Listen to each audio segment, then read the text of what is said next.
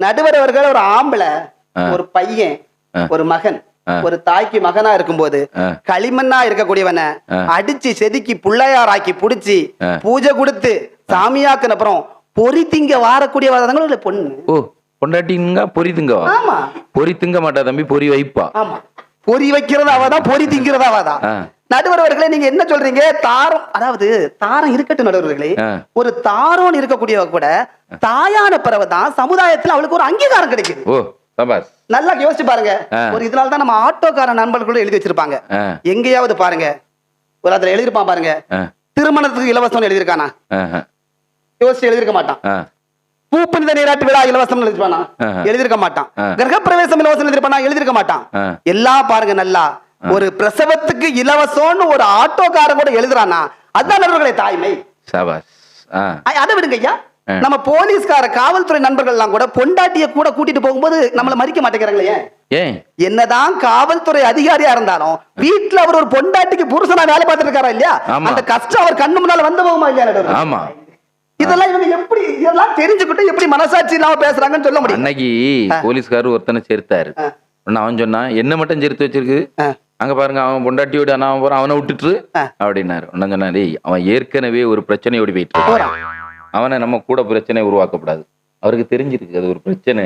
நடுவர் அவர்களே, இவங்க என்ன சொல்றாங்கன்னா, நான் என்ன கேக்குறேன், இந்த கல்யாணத்துக்கு முன்னாடி ஊருக்குள்ள ஊதாரியா சுத்திக்கிட்டு இருந்தவன உலக நாயகன் ஆக்குறதுக்காகத்தான் நாங்க வாரோன்னு நீங்க சொல்றது உண்மையா இருந்தா நாங்க ஏத்துக்கிறோம். அதுதான் இல்லையே. அழகான மனைவி, அன்பான துணைவி அமைந்தாலே பேரின்பம் தான். அமையலையே நடுவர்களே, அமையல இல்ல, கிடைக்கலையே. நாங்க என்ன பண்றது?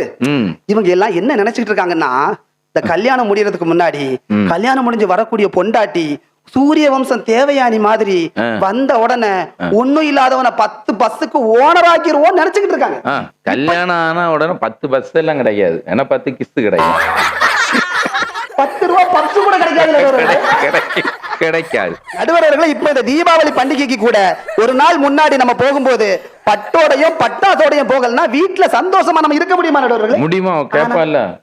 ஆனா கல்யாணத்துக்கு முன்னாடி பாருங்க, தீபாவளிக்கு புது பேண்ட் புது சட்டை எல்லாம் போட்டுக்கிட்டு பாக்கெட்ல 10 பைசா நம்மள்ட்ட இருக்காதுன்னு நம்ம அம்மாவுக்கு தெரியும். அப்பா பாக்கெட்ல இருந்து ஒரு 500 ரூபாய் எடுத்து நம்மள்ட்ட கொடுத்து சுத்தி பாடுறா மகனேன்னு ஒரு அம்மா கொடுக்கறாங்களே, அது இப்ப எங்களுக்கு கிடைக்கலையே.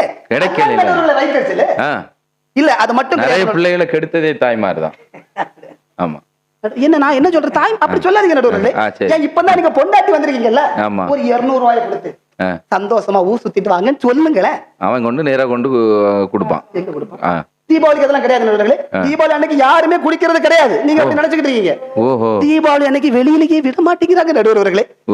இதுல என்ன சந்தோஷம் இருக்கு நீங்க பேச வந்துட்டீங்க. ஆனா ஒரு விஷயம் பாத்துங்க, இந்த புதுசா கல்யாண ஆண்கள் எல்லாம் யாரெல்லாம் கேக்குறீங்களோ, புதுசா கல்யாணம் ஆனவர்கள் இந்த 2 மாசம் 3 மாசத்துக்கு முன்னாடி பண்ணிருப்பீங்க தெரியுமா, அவங்க உங்க மாமனாரோ மாமியாரோ வந்து தலை தீபாவளிக்கு நம்ம வீட்டுக்கு வாங்கன்னு வெத்தலை பாக்கு வச்சு அழைச்சாலும் போகாதீங்க. போக கூடாது நடுவர்களே. இவன் நம்ம பையன் என்ன செய்வான், மாமனார் கூப்பிட்டு இருக்காங்களே கண்டிப்பா போகணுமேனு இங்க இருந்து கிளம்பி போறான். போகும்போது அரப்பவுன்ல மோதிரம் போடுவான்னு நினைப்பான், கிடையாது. தலையில என்ன வச்சு குளிக்க வைப்பான்னு சொல்றான், நடக்காது. உன் பொண்டாட்டியை மட்டும் அவங்க அம்மா பக்கத்துல கொண்டு விட்டுருவே, நீ உனக்கு கூச்ச சுபாகம் தனியா ரூம்ல இருப்ப.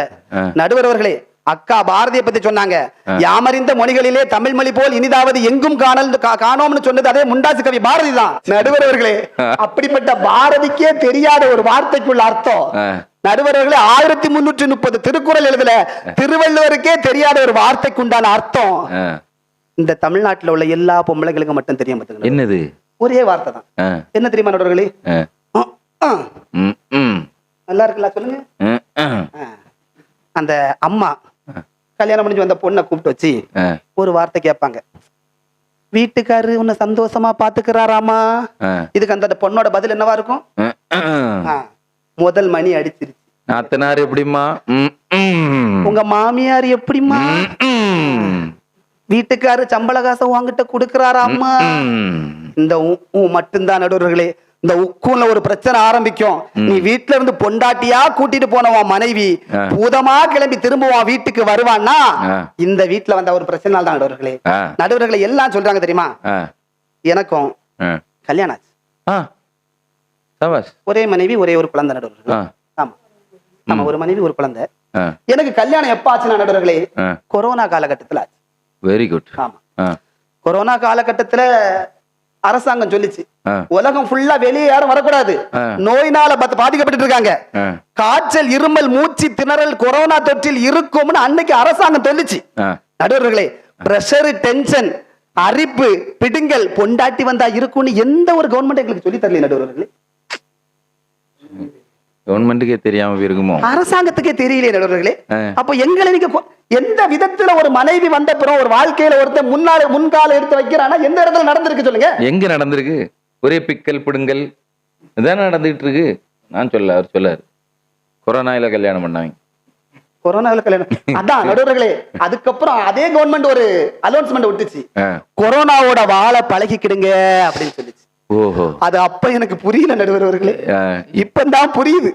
வாழ்க்கையில கல்யாணம் பண்ணவன் எல்லாவனும் கொரோனாவோட தான் வாழ்ந்துகிட்டு இருக்கா நடுவர்களே, வாழ பழகிடுங்க. ஆமா நடுவர்களே, அதனாலதான் அன்று முதல் இன்று வரைக்கும் தாய்நாடு தாய்மடி தாய்மண் அப்படின்னு இருக்கு, தாய் மொழின்னு கூட இருக்கு. மனைவி வந்த பிறகு ஒரு வார்த்தை கூட உங்களால சேர்த்துக்க வேண்டியதானே? ஏதாவது ஒரு முன்னேற்றம் சொல்லியிருந்தாதான் நம்ம நாடே உங்களுக்காக தனியா ஒரு அங்கீகாரத்தை கொடுத்துருக்குமாமா. நடுவர்களே, ஒரு விஷயம் சொல்றேன், நல்லா கேட்டுக்கங்க. இந்த உலகத்துல எது தெரியுமா ரொம்ப சுகம்? 6 மாச குழந்தைக்கு தாயோட மடி சுகம், விடிய விடிய உழைச்சவனுக்கு வெறும் பாய் கூட சுகம், நோயில் அடைந்து நொம்பல் பட்டவனுக்கு மருந்து கூட சுகம். ஆனா நடுவர்களே, தாயோட அரவணைப்புல ஒருத்தன் இருக்கிறான்னா அவனுக்கு தான் நடுவர்களே வாழ்க்கை ஃபுல்லா சுகம். தாயின் காலடியில் சொர்க்கம் உள்ளது. ஆமா நடுவர்களே, அதான் ஒரு பட்டினியா கிடந்தாலும் புள்ளைக்கு பால் கொடுப்பா, பால் குடிக்கும் புள்ள முகம் பார்த்தே பசி மறப்பா, எளவட்டம் ஆன பின்னும் என்ன தேய்ச்சி குளிக்க வைப்பா, உச்சி முதல் பாதம் வர உச்சி கொட்டி மகிழ்ந்திருப்பா, நெஞ்சிலே நடக்க வைப்பா, நிலாவ பிடிக்க வைப்பா, பிஞ்சி வீரல் நகம் கடிப்பா, பிள்ளை எச்சி சோறு திம்பா, பல்லு முளைக்க நல்ல முறையா மெல்ல மெல்லதான் கீறி விடுவா, உன்னையும் என்னையும் படைச்சதிங்கே யாருடா, தெய்வம் ஒவ்வொரு வீட்டிலும் இருக்குதுன்னா தாயடா, ஆசைப்பட்ட எல்லாத்தையும் காசிருந்தா வாங்கலாம், அம்மாவை வாங்க முடியுமா? நீயும் அம்மாவை வாங்க முடியுமா? முடியாது. 1000 உறவு வண்ண தேடி வந்தே நின்னாலும் தாய் போலே தாங்க முடியுமா? இதுதான் நடுவர்களே, அம்மாவோட அரவணைப்பு இல்லாம எதுவுமே கிடையாது நடுவர்களே. நடந்த விஷயத்த சொல்றேன். தினமும் நான் வேலைக்கு கிளம்பும் போது என் பொண்டாட்டி வெளியே வந்து சிரிச்சுக்கிட்டே அனுப்புவா பாத்துங்க. இன்னைக்கு காலையில இருந்தே நான் பட்டிமன்றத்துக்கு என்ன தலைப்புன்னு கேட்டா நான் சொன்னேன் தாயா தாரமாமா அப்படின்னு சொல்லி தலைப்பை சொன்னேன். பரவாயில்லையா, சொல்லணும்ல. நீங்க எதுக்கு பேசுறீங்கன்னு கேட்டா, எம்மா நான் தாய்க்கு பேச போறேன் அப்படின்னு. அப்ப இருந்து நடுவர்களே, இன்னைக்கு வாசல்ல இருந்து என் பொண்டாட்டி வழி அனுப்பின முகத்தை பாத்தீங்கன்னு வைங்களேன், அவ்வளவு ஒரு ஐஸ்வர்யம். போ போ உனக்கு எல்லாம் நான் செய்யணும், போக்கெல்லாம் ஒரு மாதிரியா தான் இருக்கு, என்ன செய்யணும், இவங்க அம்மைக்கு பேச போறா, பேசிக்கிட்டு வா, யூடியூப்ல வரும்ல, என்ன பேசணும்னா பாக்கத்தானே இருக்கேன். நடுவர்களே, இப்படி ஒரு கொடூரையா வீட்டுல நடந்துகிட்டு இருக்கு. நடுவர்களே, இந்த உலகத்துல மிகப்பெரிய ஞானிகள்னா ஒரு 3 பேரை சொல்லலாம். நம்ம கௌதம புத்தரை சொல்லலாம், புத்த பிரான சொல்லலாம், இயேசு பிரான சொல்லலாம், சுவாமி விவேகானந்தரை சொல்லலாம். இவங்க 3 பேர் அந்த உயர்ந்த இடத்துல இருக்கக்கூடிய ஒரே காரணம் என்ன சொல்லுங்க? என்ன? 3 பேருக்கும் கல்யாணம் ஆகல. அவ்வளவு ஏன் நடுவர்களே? பெருந்தலைவர் காமராஜர் ஏன் கல்யாணம் பண்ணல? அப்துல் கலாம். காமராஜர் கல்யாணம் பண்ணாதனால தான் நடுவர்களே அணைகளை கட்டினாரு, கல்வி கூடங்களை கட்டினாரு. அவர் மட்டும் ஒரு கல்யாணம் பண்ணியிருந்தாருன்னு வைங்களேன், இஎம்ஐ கட்டியிருப்பாரு, இபி பில் கட்டியிருப்பாரு, வாழ்க்கையில வேற ஒன்னையுமே கட்டியிருக்க முடியாது. நடுவர்களே, பொண்டாட்டினா யார் நடுவர்களே? நடுவர்களே, அம்மா கையில இருந்து பொறுப்பை வாங்கி புருஷனை ஆட்டி படைக்கிறனால தான் நடுவர்களே அவ பொண்டாட்டின்னு பேர் வந்தா.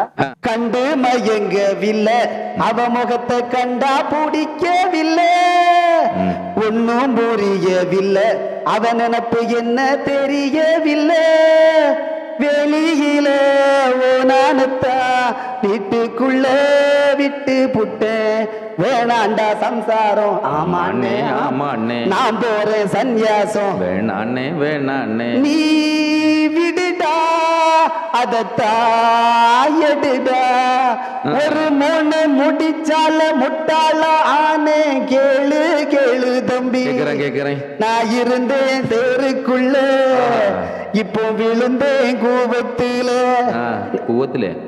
எனவே நடுவர் அவர்களே, ஒரு ஆடவர் வெற்றி பெற வேண்டும் என்று சொன்னால் அதற்கு பெரிதும் காரணம், பெரிதும் உதவியாக இருப்பது, உறுதுணையாக இருப்பது, எந்த வகையிலும் தாயே தாயே தாயே என்று கூறி பேச வாய்ப்பளித்த அனைவருக்கும் நன்றி பாராட்டி விடைபெறுகிறேன். நன்றி, வணக்கம். சபாஷ் சபாஷ்.